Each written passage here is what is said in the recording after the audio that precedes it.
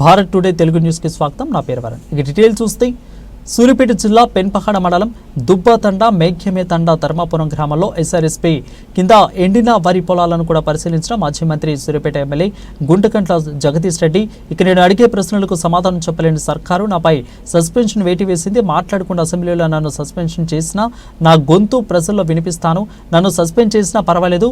SRSC రైతులకు నీళ్ళు ఇవ్వాలని డిమాండ్ చేస్తున్నాను. ఇక రైతుల పాతలు పట్టని మూర్ఖపు ప్రభుత్వం అధికారంలో ఉంది. ప్రతిపక్షంలో ఉండి కేసీఆర్ కుటుంబంలో అదరని ముఖ్యమంత్రి రేవంత్ రెడ్డికి ఇప్పుడు ఆయన ఇంట్లో స్త్రీలు గుర్తొస్తున్నారు. నిజాలు మాట్లాడేవారిని గుడ్డలుప్ప తీసి కొడతామన్నారు ముఖ్యమంత్రి రేవంత్ రెడ్డి. బట్టలిప్పి కొట్టే రోజులు దగ్గరలోనే ఉన్నాయని అన్నారు. వాస్తవానికి ఒక ప్రతిపక్ష శాసనసభ్యుడిగా, ప్రత్యేకించి వ్యవసాయదారుడిగా, వ్యవసాయ ప్రేమికుడిగా ఈ జరుగుతున్న పరిస్థితుల పైన గత నెల 15 రోజులుగా నేను ఇక్కడ ఎండిపోయిన పొలాల్లో తిరుగుతున్నాను. సూర్యాపేట నియోజకవర్గంలో కావచ్చు, తుంగతుర్తిలో కావచ్చు, కోదాడ నియోజకవర్గంలో కావచ్చు, ఎక్కడైనా సరే వాస్తవ పరిస్థితులు చాలా దారుణంగా ఉన్నాయి. ఈ ప్రభుత్వమే రైతులకు పొలాలు చేసుకోండి, నీళ్ళు ఇస్తామని చెప్పి మోసం చేసింది. ఇది అత్యంత దుర్మార్గమైంది. వాస్తవానికి నీళ్ళు ఇచ్చే పరిస్థితి లేకపోతే ప్రభుత్వం ముందే చెప్పాలి, ప్రజలను అలర్ట్ చేయాలి. ఇగో ఈ పంటలు పెట్టుకోకండి, దీన్ని నీళ్లు రావు, గిన్నె ఇవ్వగలుగుతాం మేమనే విషయం చెప్పాలి. ఏ రోజు వరకు ఇస్తామో విషయం చెప్పాలి. ఇది ప్రభుత్వం యొక్క బాధ్యత వాస్తవానికి. కానీ దానికి భిన్నంగా ప్రభుత్వం నీళ్ళు ఇస్తాం, పంటలు వేసుకోండి అని చెప్పి ప్రకటన చేసింది. కానీ నీళ్లు 2 తడులు 3 తడులు ఇచ్చి నీళ్ళు ఇవ్వడం మానేసింది. పాపం ప్రభుత్వం నుంచి నీళ్ళు వస్తాయి కదా, పైన కాళేశ్వరం నీళ్ళు ఉన్నాయి కదా, గతంలో వచ్చినాయి అని కొంత లోకల్ సోర్సెస్ ఉన్నాయని చెప్పి, బావులో బోర్లో ఉన్నాయని చెప్పి, దీంతో పాటు ఆ నీళ్ళని కూడా కలుపుకుంటే బతికిపోతామని చెప్పి ఒక్కొక్క రైతు తనకున్న ఎకరం 2 ఎకరాలతో పాటు ఇంకా కౌలు కూడా తీసుకొని వ్యవసాయం చేసిండ్రు. కానీ దుర్మార్గంగా ఈ ప్రభుత్వం చేసిన మూర్ఖపు చర్య వల్ల కాళేశ్వరాన్ని ప్రారంభం చేయకుండా, నీళ్ళు ఇవ్వకుండా చేసిన ద్రోహం వల్ల ఇవాళ మొత్తం పొలాలు ఎండిపోయి ఈ పరిస్థితిలో ఉన్నాయి. నేను గత నెల రోజుల క్రితం కూడా ఈ మండలం మనం నిలబడ్డది పెన్పాడు మండలం దుబ్బతండ వద్ద ఉన్నాం మనం. దీనికంటే కింది ప్రాంతంలో గతంలో చిన్నగారకుంట తండకు కావచ్చు, చిన్న సీతరం తండకు కావచ్చు, గూడకుంట తండకు కావచ్చు, ఇక్కడ వచ్చినాను. అక్కడ రోలబండ తండ, ఇతర ప్రాంతాల్లో చివ్యంలో పోయినాను. అక్కడి నుంచి వెళ్ళి రామోజీ తండ, ఇతర తండాలకు ఆత్మకూరు మండలంలో వెళ్ళినాను. ఈవెన్ రూరల్ మండలంలో కూడా పైన రామచంద్రపురం, రత్నపురం, సోల్పేట పై ప్రాంతాలు కూడా చూసినాను. అంతటి కూడా ఎండిపోతున్నాయి. ఇక్కడ నేను వచ్చిన ప్రతి సందర్భంలో కూడా రైతులు నన్ను పదే అడిగినరు, ఈ నీళ్ళ సంగతి మాట్లాడండి, అసెంబ్లీలో కొట్లాడండి, మీరు ఎట్లన్నా కానీ మాకు నీళ్ళు తెప్పించే ఉపాయం చెయ్యండి అని చెప్పి రైతాంగం అడిగిరు నన్ను. అదే సందర్భంలో ఇప్పుడు మీరు కూడా విన్నారు, మనం వచ్చి దాదాపు ఇప్పటికి గంట అవుతుంది. వాళ్ళంతా వాళ్ళ రైతులు మీకు కూడా వచ్చి చెప్తున్నారు, రైతు బంధు రాలేదని, రుణమాఫీ కాలేదని, బోనస్ ఇంకా పడలేదని. వాళ్ళు ఏదో ఉపాధి కార్మికులకు కూడా మేము 12,000 రూపాయల స్కీమ్ అమలు చేసామని చెప్తున్నారు, అది కూడా రాలేదనే విషయం చెప్తున్నారు. మహాలక్ష్మి మొత్తం అమలు చేసామని చెప్పి ప్రభుత్వం చెప్పింది, గవర్నర్ ఉపన్యాసంలో చెప్పించింది, ఇవన్నీ కూడా అన్ని ఇచ్చేసామని చెప్పింది. ఇది సరికాదు, ఇది అబద్ధము. అక్కడ మా రైతులకు ఏది చెందలేదు, అందరికీ రుణమాఫీ కాలేదు, అందరికీ రైతు బంధు రాలేదు, బోనస్ పడలేదు,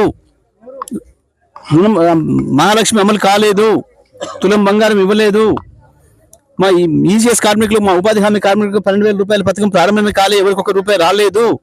ఈ ప్రభుత్వం చెప్పిందంత అబద్ధం అనే విషయం నేను చెప్తున్నాను. అన్నిటి మించి నీళ్ళ గురించి వెళ్ళి మా రైతులను అడగమన్నారు, కొట్లాడమన్నారు, వాళ్ళ బాధనే నేను వినిపిస్తున్నా అని చెప్పినాను. ఈ సందర్భంలో ప్రభుత్వం చెప్పడానికి ఏం లేక, ముఖం లేక నన్ను సస్పెండ్ చేసి శాసనసభ నుంచి బయటికి పంపించినారు. ఓకే, నన్ను బయటికి పంపించినంత మాత్రాన వాస్తవం దాగదు, నా గొంతునేమో ఆపలేరు. నేను ఎక్కడ ఏ పొలాల నుంచి చక్కగా అసెంబ్లీకి పోయి సస్పెండ్ అయినో మళ్ళీ చక్కగా అదే పొలాలకు వచ్చినాయి వాళ్ళ. సరే, నన్ను సస్పెండ్ చేసినా నీళ్ళని ఇచ్చిరేమో మా రైతులకు అని చెప్పి చూద్దామని వచ్చిన. ఎందుకు అనంటే, నేను మాట్లాడిపోయిన తర్వాత ప్రభుత్వం 2 రోజులు నీళ్ళు ఎక్కువ ఇవ్వమన్నదని కలెక్టర్ గారు చెప్పినారు. సరే, 2 రోజుల నీళ్ళు అదనంగా ఇవ్వడం ద్వారా ఏమైనా పొలాలు బతికినాయేమో, నేను మాట్లాడిన దానివల్ల, నేను కొట్లాడిన దానివల్ల, నా సస్పెన్షన్ వల్ల నా రైతులకు ఏమైనా లాభం అయిందేమో అని చెప్పి చూద్దామని వచ్చిన. కానీ పరిస్థితి ఇంకా దారుణంగా ఉంది. అప్పటికంటే ఇంకెప్పుడు ఎక్కువ ఎండిపోతున్నాయి పొలాలు. దాన్ని మీరే చూస్తున్నారు, మీరందరు సాక్షులు. మీరు రిపోర్టర్లు అయి ఉండొచ్చు, కానీ మీరు కూడా ఈ ప్రాంత ప్రజలు, ఈ ప్రాంత బిడ్డలు మీరు చూస్తున్నారు, రైతుల బాధలు. మీరు కూడా అందరు రైతు కుటుంబాల నుంచి వచ్చిన వాళ్ళు, మీ గ్రామాలలో కూడా జరుగుతుంది, మీరు అందరూ కూడా చూస్తున్నారు. ఇది పరిస్థితి. ఈ దుర్మార్గాన్ని నేను తీవ్రంగా ఖండిస్తున్నా. నన్ను సస్పెండ్ చేస్తే చేశారు, కానీ ఆ నీళ్ళేదో ఇవ్వండి అని అడుగుతున్నా. ఇప్పటికి కూడా కాళేశ్వరం మంచిగానే ఉంది, కాళేశ్వరం ఏం కొట్టుకపోలేదు, ఇవ్వండి అని అడుగుతున్నా. గతంలో బట్టి విక్రమార్క ఈ ప్రాంతంలో తిరుగుతూ అసలు కాళేశ్వరం నీళ్లు కానే కావు, కేసీఆర్ కట్టిన కాళేశ్వరంతో నీళ్ళే వస్తలేవు, ఇవి ఎస్ఆర్ఎస్పి నీళ్లు, మేము కట్టిన ఎస్ఆర్ఎస్పి అన్నాడు. నేను ఒప్పుకుంటున్నా, మీరు కట్టిన ఎస్ఆర్ఎస్పి అట్లే ఉంది. మీరు కట్టిన ఎస్ఆర్ఎస్పి సంవత్సరం నిండింది, నెల రోజులు నీళ్ళు ఎక్కువై బయటికి పంపించారు, దాంట్లో నుంచి ఓవర్ఫ్లో అయింది. ఇప్పుడు ఎందుకు ఇస్తలేరు ఎస్ఆర్ఎస్పి నీళ్లు? మీరు చెప్పింది నిజమైతే కాళేశ్వరంతోనే నీళ్లు కనుక మేము ఇచ్చి ఉండకపోతే, గతంలో కేసీఆర్ కట్టిన కాళేశ్వరంతో ఉపయోగమే లేకపోతే ఎందుకు ఇవాళ ఈ పొలాలు ఎండుతున్నాయో చెప్పాలి.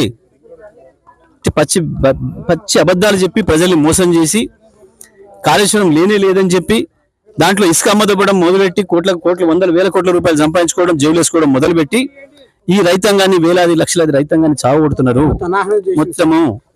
ఇది మీరు ఎవరిని చూసినా, ఎవరి ఇట్లా మీరు రోడ్డు ముందు మీరు ఇది పెట్టినా ఎట్లా మాట్లాడుతున్నారో చూస్తున్నారు. రైతులు ఏ రకంగా పోటీపడి ముందుకు వస్తున్నారో చూస్తున్నారు. నేను మాట్లాడతా అని రేవంత్ రెడ్డి బట్టలు ఇప్పుతావు, బట్టలు ఇప్పు తీసుకొడతావా?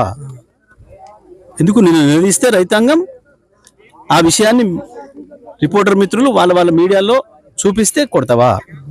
జైలు పంపుతావా? మాట్లాడిన వాళ్ళని బట్టలు తీసి కొడతావు, అవి చూపించిన వాళ్ళని బట్టలు తీసి కొడతావా? ఇప్పుడు నీకు రిపోర్టర్లు అంటే భయం వేస్తుందా? ఇప్పుడు రిపోర్టర్లు నీకు సైతాన్లా కనబడుతున్నారా? ఇప్పుడు నీకు తల్లి బిడ్డలు గుర్తొస్తున్నారా? 5 ఏళ్లుగా నువ్వు మాట్లాడిన భాష, నువ్వు ఏ నియోజకవర్గానికి పోయినా అక్కడ ఉన్న స్థానిక మంత్రుల గురించి, శాసనసభ్యుల గురించి నువ్వు మాట్లాడిన భాష, నువ్వు వాడిన పదాలు, కేసీఆర్ కుటుంబం గురించి నువ్వు మాట్లాడిన పదాలు, కేసీఆర్ కుటుంబం కొడుకు కూతురు రాజకీయాలు ఉన్నారు కాబట్టి మాట్లాడినంటే సరిపోతుందేమో. కేసీఆర్ మనవళ్ళు మనరాల గురించి కూడా నువ్వు మాట్లాడిన భాష, నీ యూట్యూబ్ ఛానళ్ళు, నువ్వు పెట్టి స్పాన్సర్ చేసిన యూట్యూబ్ ఛానళ్ళు మాట్లాడిన భాష గుర్తొస్తుందా రేవంత్? అందుకే ఇప్పటికైనా తెలుసుకున్న వాస్తవం ఏందో, విమర్శలు వస్తాయనే విషయం పబ్లిక్లో నిలబడ్డ తర్వాత